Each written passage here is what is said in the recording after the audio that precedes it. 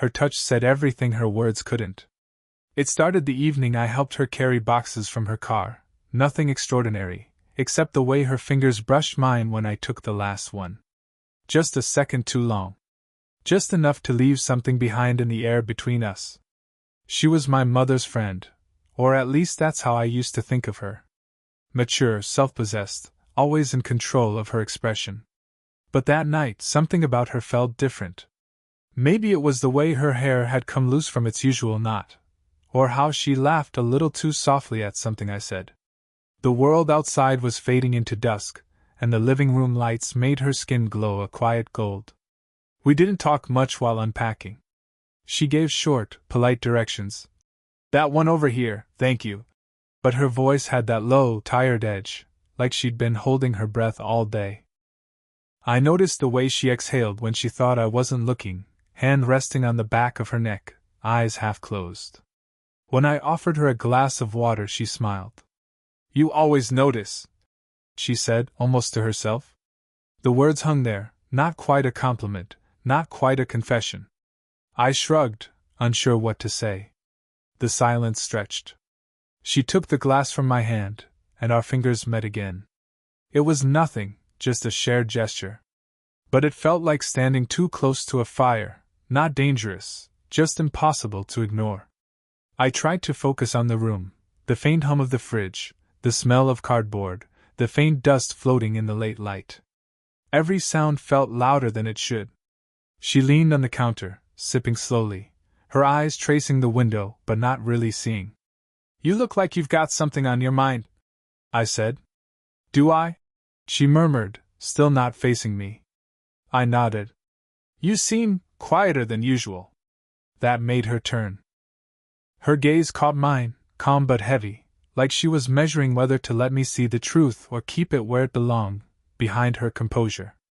Quiet can be good, she said. It's safer. The word lingered. Safe.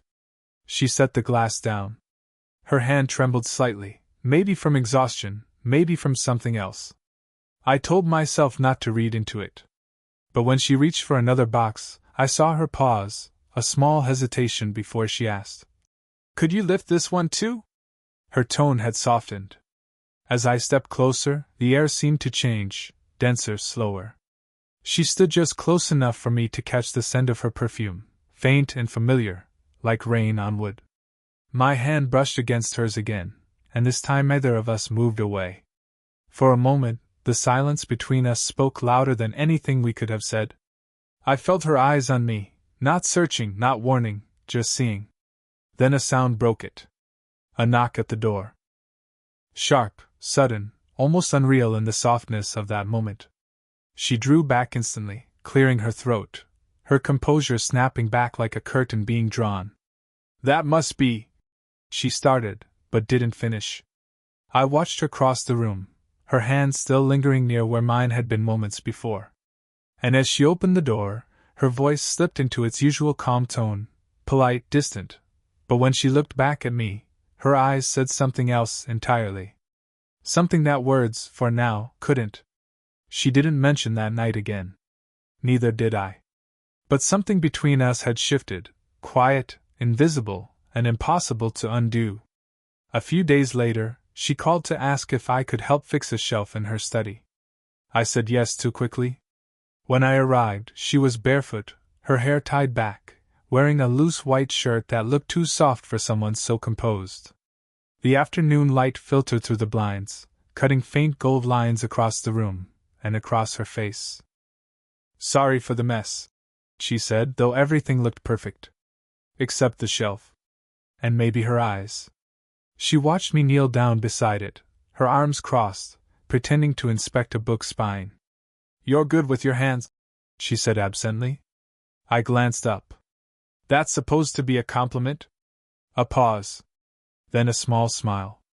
Maybe. Her words were light, but her tone wasn't.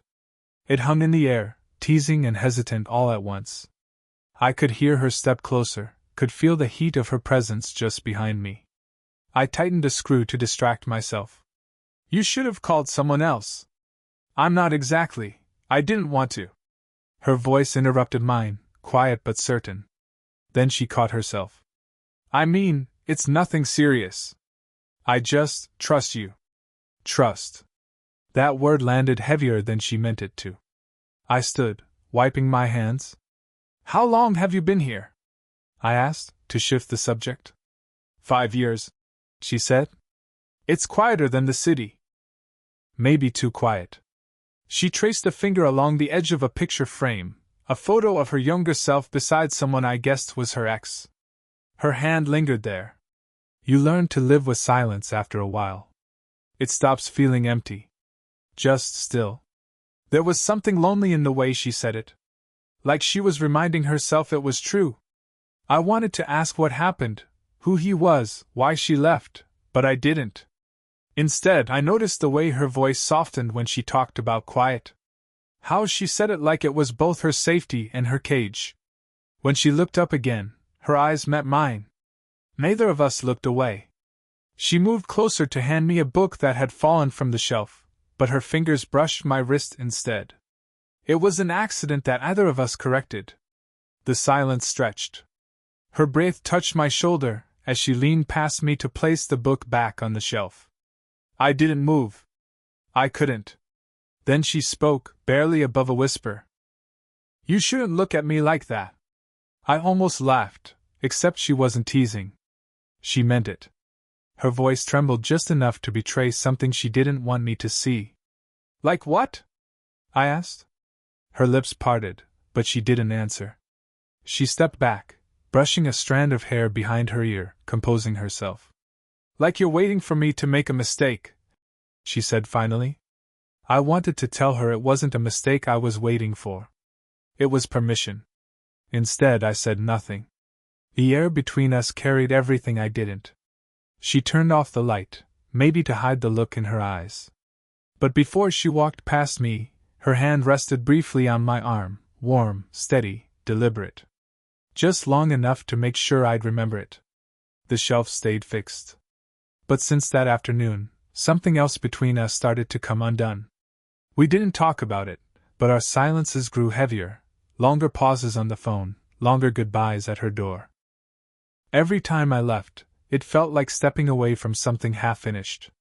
That Friday, she invited me over again, said she needed help moving a table. When I arrived, she was already halfway through a glass of wine, sleeves rolled up, music playing low in the background. Didn't think you'd actually come, she said, smiling faintly. Didn't think you'd actually ask? She handed me a towel to grip one end of the table. Our hands brushed, and she froze for a fraction of a second before looking away. We lifted in silence, the music filling the spaces where words should have been. Halfway through, my phone buzzed, my friend's name flashing on the screen. You at her place again? The message read. I turned it over quickly, face down. Too late. She'd seen. Everything okay? She asked quietly. Yeah. Just nothing important.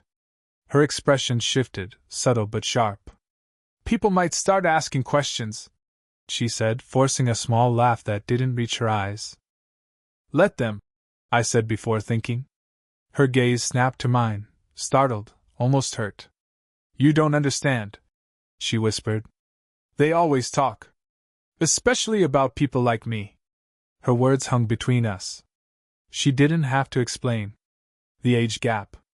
The rumors that would follow. The judgment she'd already lived through once before. I wanted to say none of it mattered, but the truth was it did. For her, it did. She sat down on the couch, pressing her hands together. You're young, she said. You'll realize this isn't worth, don't. I interrupted, kneeling beside her. Don't finish that. The air between us felt fragile, trembling with something unsaid. Her eyes met mine, and for a moment either of us breathed. Then the knock came. Sharp. Sudden. We both startled. Are you expecting someone? I whispered. She shook her head, standing quickly, brushing invisible dust from her shirt. Her composure snapped back into place, though her hands betrayed her, trembling slightly as she reached for the door handle. Through the frosted glass, a familiar silhouette appeared, my mother's voice calling her name. My chest tightened. She turned to me, eyes wide. Go, she mouthed. I slipped into the hallway that led to the back, my pulse loud in my ears. She opened the door just as I reached the end, her voice perfectly calm. Oh, hi. I didn't know you were coming by. The conversation at the door blurred. Polite laughter, small talk, the clinking of glasses. I waited, every second stretching thin. When my mother finally left, the silence returned, heavier, almost unbearable. She closed the door slowly, her back against it, eyes closed as if she needed a moment to breathe again. I stepped closer, my voice low. You don't have to keep pretending. Her eyes opened. Yes, I do. But she didn't move when I reached out. For a long second, we stood there, close enough that I could feel her breath against my jaw, see the faint tremor in her lips as she whispered, You should go. I didn't. Not until she finally stepped aside, not away, but just enough to let me pass, and our shoulders brushed in the quietest, most dangerous kind of touch. The kind that said neither of us is letting go, no matter how hard we pretend. For days after that close call, we kept our distance, or at least tried to. But distance didn't help. It only made the silence louder. When she finally texted, it was a simple message, asterisk. Can you stop by? I need to talk. Asterisk, no explanation. No smiley face. Just that. I went. The evening light was fading when she opened the door. Her eyes were tired, her expression unreadable. I shouldn't have called, she said, stepping aside anyway. The house smelled faintly of rain and coffee. The air between us felt heavy, almost electric, like everything we hadn't said was sitting right there, waiting. She walked ahead of me, arms folded. This has to stop, she said finally. Whatever this is. It's not fair to you or me. I leaned against the counter, watching her avoid my eyes. If it's nothing, why does it feel like something? She turned sharply. Don't. Her voice cracked. Don't make this harder. I moved closer, just enough for her to feel me near. You called me. Her lips parted, but no words came. She shook her head, exhaling shakily. Because I can't seem to forget you, she admitted. And that scares me. Her honesty hit like a pulse. I wanted to say I felt the same, but the words stuck in my throat. Instead, I stepped closer again, slow enough to give her time to stop me. She didn't. The room was quiet except for the soft rhythm of our breathing. Her hand brushed mine on the counter, fingers trembling. I turned my hand just enough that our palms met. You shouldn't, she whispered. I know. Neither of us moved. Her eyes searched mine, not for answers, but for control she no longer had. I could see the struggle written in the smallest things, the way her jaw tensed, the way her shoulders lifted as if bracing for something inevitable. I've spent years keeping my life together, she said. Careful. Predictable. And then you. She stopped, swallowing hard.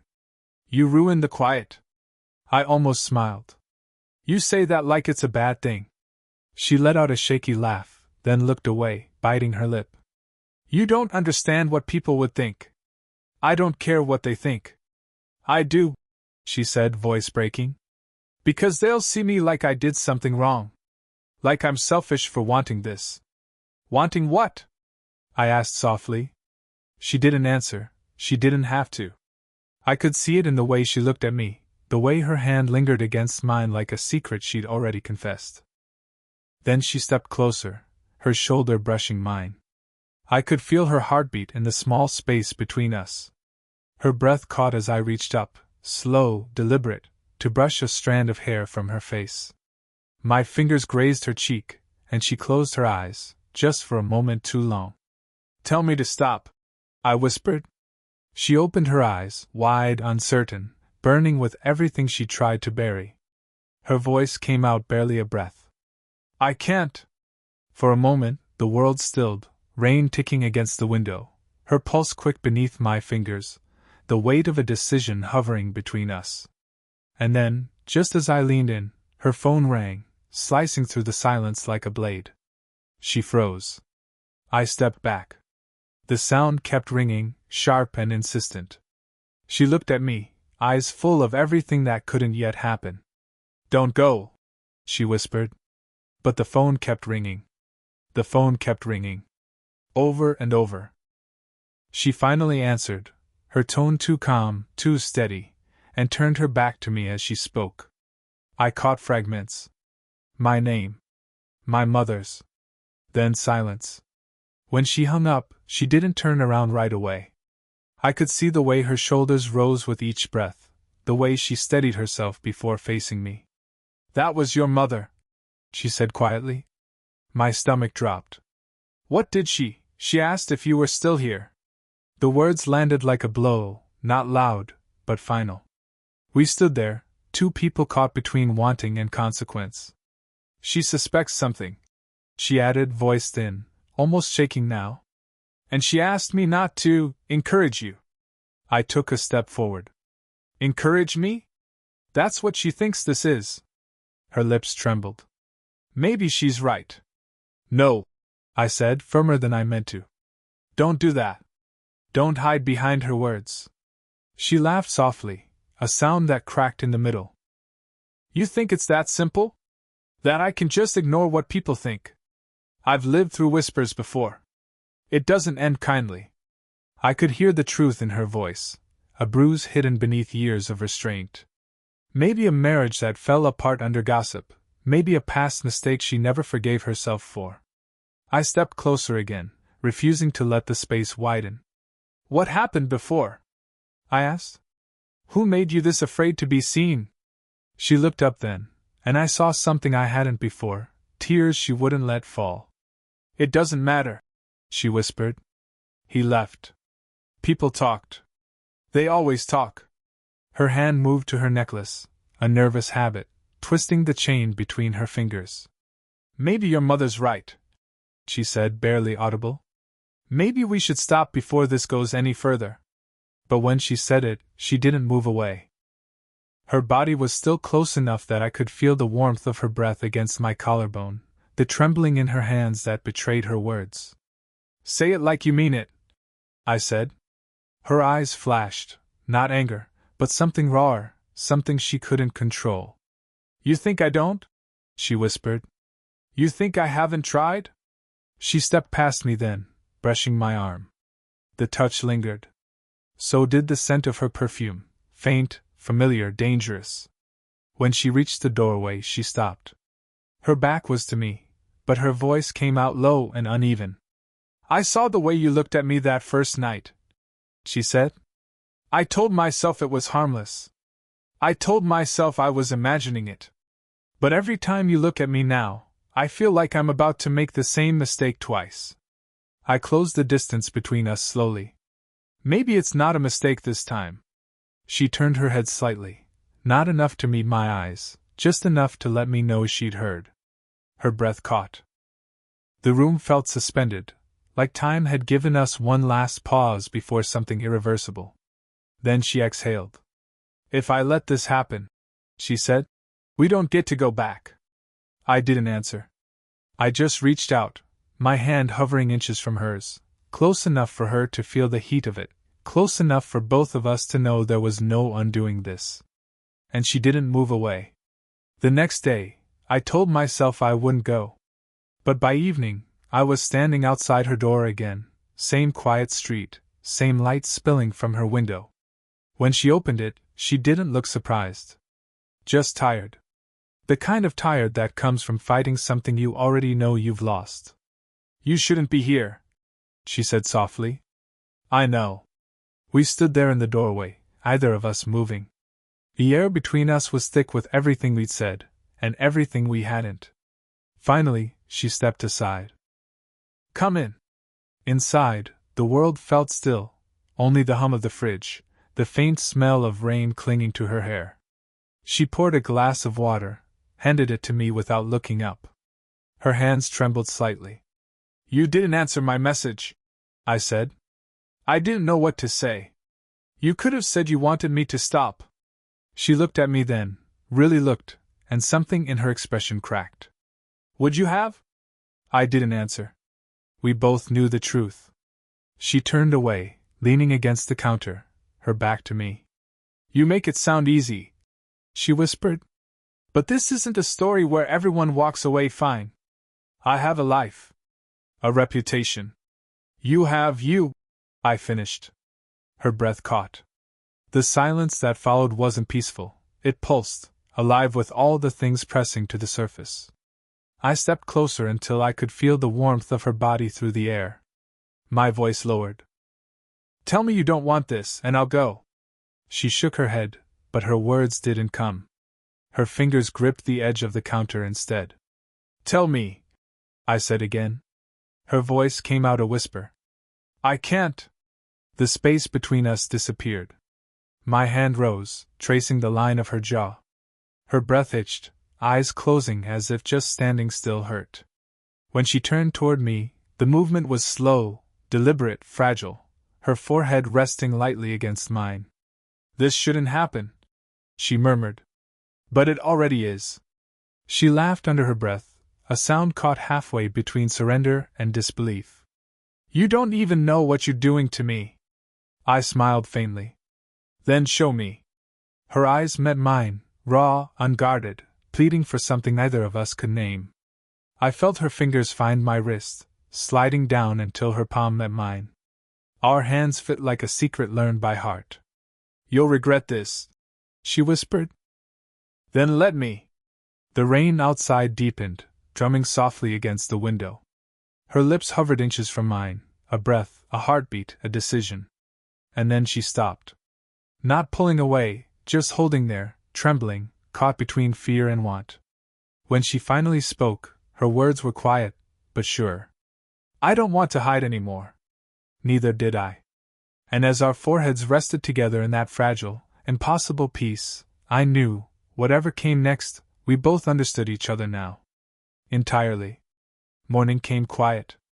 The storm had passed, but its echo lingered, puddles glinting in the streetlight, the faint smell of wet pavement drifting through her open window. She was sitting at the edge of the couch, her knees drawn close, a blanket wrapped around her shoulders. When I stirred, she glanced over, eyes soft but cautious, the kind of look that holds both warmth and warning. You stayed, she said, voice low. I nodded. Didn't feel right to leave. She smiled, small, almost tired.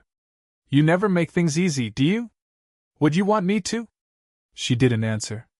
Instead, she reached for the mug on the table, handing it to me.